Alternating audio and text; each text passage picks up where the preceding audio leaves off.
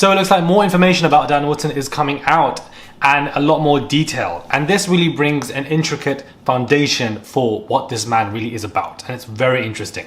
Hey guys, it's Morali. Hopefully you guys are all doing well today. Back again with another video. If you have not subscribed, guys, click that button. It is daily and consistent content. I would appreciate it. It's just one click, guys. I really would appreciate it. And let's get straight into this video. Fresh content 24/7 at 365 days of the year.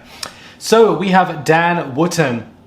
Alex Truby, he was the initial person who broke really the story on him in regards to finding these videos of what he was filming without people's consent, allegedly, is what he's discussing. Basically, Alex Truby is a former partner of Dan Wooton. From Prince Harry, Meghan Markle to Johnny Depp and Amber Heard, Philip Schofield to Duncan James, and the late tragic Caroline Flack, Wooton was Rupert Murdoch's celebrity attack dog for more than a decade. The first ever interview, Alex Truby is detailing even more information that I really honestly did not expect myself, and I am quite shocked by it. Once again, those who do say I speak fast, there is a setting on this YouTube video for you to slow down the speed of me speaking so that you guys can understand it for a lot more. He said he was cat sitting for Dan while he was on holiday in New Zealand, and one day I was doing some laundry. I was looking for the dosing ball for the washing up powder and put my hand down the side of the washing machine, and there was a holdall rammed down there. Intrigued and suspicious, Mr. Truby says he pulled at the black nylon and found the bag zipped and secured. I could tell it had stuff in it. It wasn't just an unused sports bag or something, and my immediate reaction was that it was hiding something.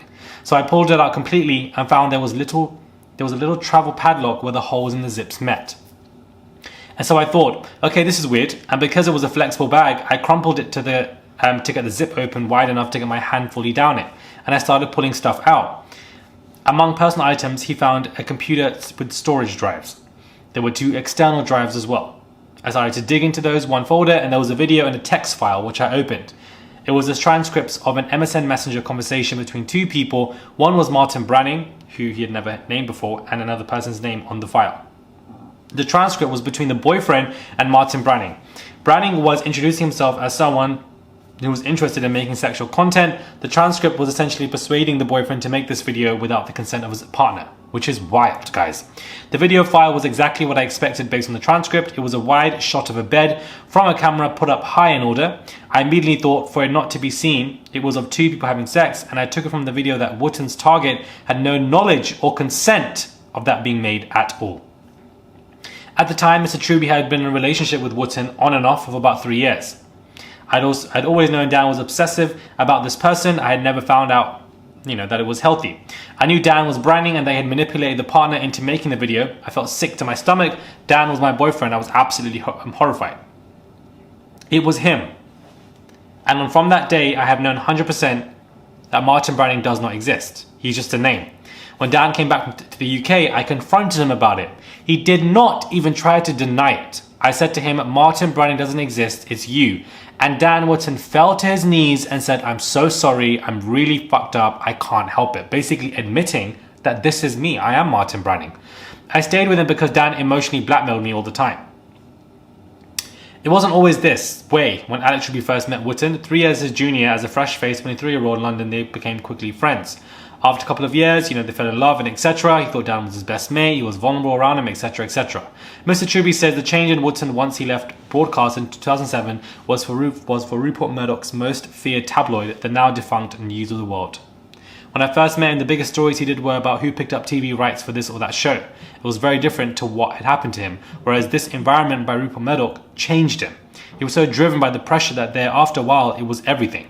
He even claims that Dan Wooton rarely is a hard right, and that him being on GB News is a complete act, like he's faking it, like he's really not even meant to be that, but that is where the money is. I wouldn't be surprised by a lot of people in this day and age who fake being hard right or far right, because there's a lot of money in that world. You have people like Candace Owens, Katie Hopkins, they've adopted different personalities, gradually transitioning, because there's a lot of money in that, because a lot of people will watch you in that world, and the views definitely there are to support it, and with those views come coin. So I feel like that is probably why a lot of people suddenly adopt these personalities online, these rogue ones, not only because of the cutthroat environments they're in, or being pressured or pushed to do so, like Rupert Murdoch's environment, but also because of the money that comes with it, which is probably why Rupert is doing what he's doing. When the News of the World shut down in 2011, amid the phone hacking scandal, Wooton first moved to Daily Mail as an editor. He eventually moved on from The Sun in 2021 after falling out with the editor Victoria Newton and found himself at GB News.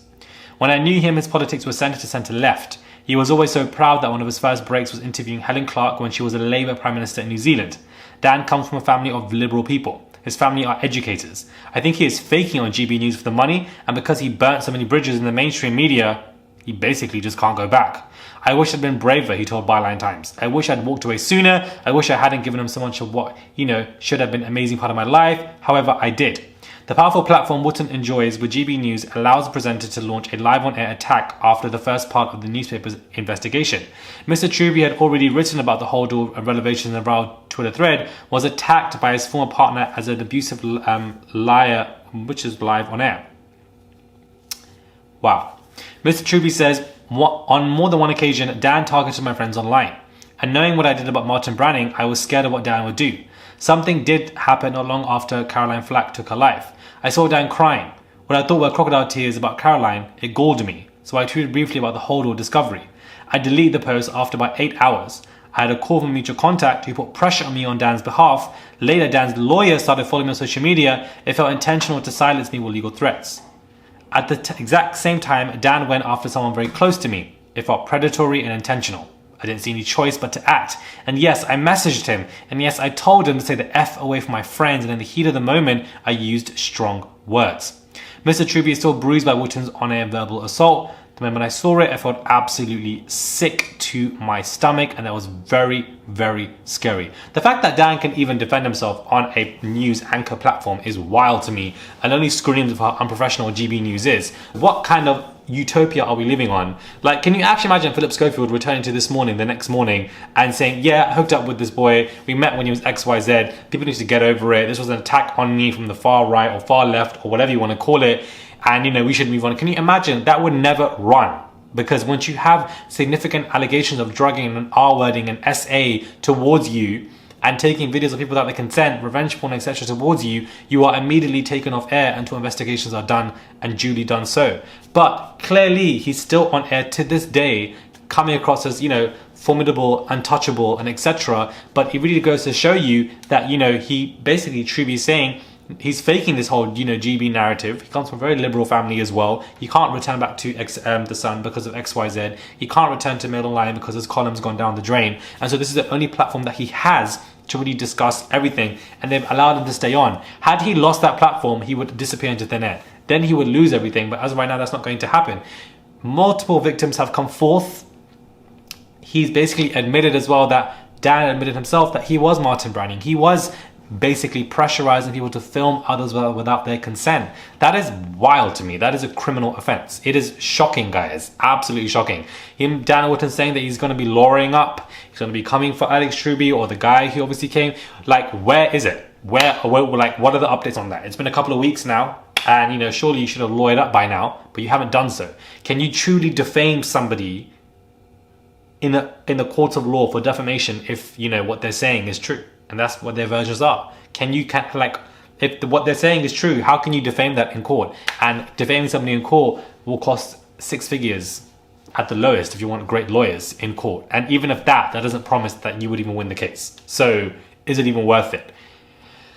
Whew, absolute mess. An exclusive interview via Byline Times with Alex Truby, detailing a lot more information as well, and also his character, the Rupert Murdoch Foundation. But also what I'm interested in a lot now is also the character of what he has become in order to gain monetary value, and this fake act that he's putting online, which many people are believing. And I think for those who are defending Dan Wooton, you are absolutely sick and disgusting. I'm going to say it with my absolute chest. I think it's absolutely vile for anybody to be defending a man where multiple people have come out and say they've been drugged and R-worded by him, or try to film XYZ by him, or being bullied or pressured by him. What does it say about your character to be defending him?